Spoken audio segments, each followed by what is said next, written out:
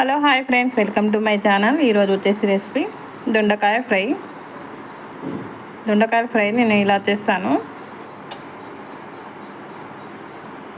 ఇలా కట్ చేసి తగినంత ఆయిల్ తీసుకోవాలి. తర్వాత ఒక చిన్న ఆనియన్ కొంచెం ఫ్రై అయిన తర్వాత అందులోకి పసుపు తీసుకోవాలి. పసుపు అలా కలుపుకున్న తర్వాత ఈ కట్ చేసి పెట్టుకున్న దొండకాయని అందులో వేసుకోవాలి.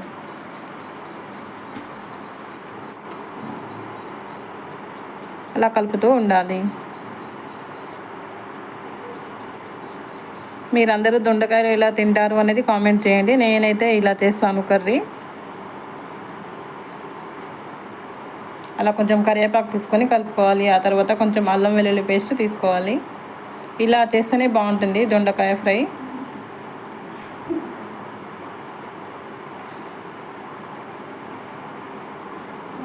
దొండకాయ ఫ్రై చేస్తుంటేనే బాగుంటుంది స్మెల్.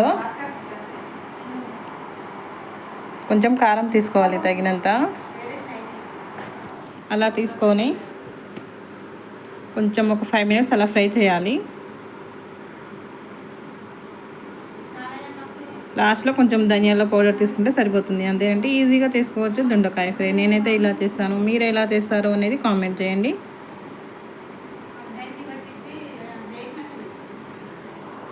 వెరీ సింపుల్ దొండకాయ ఫ్రై.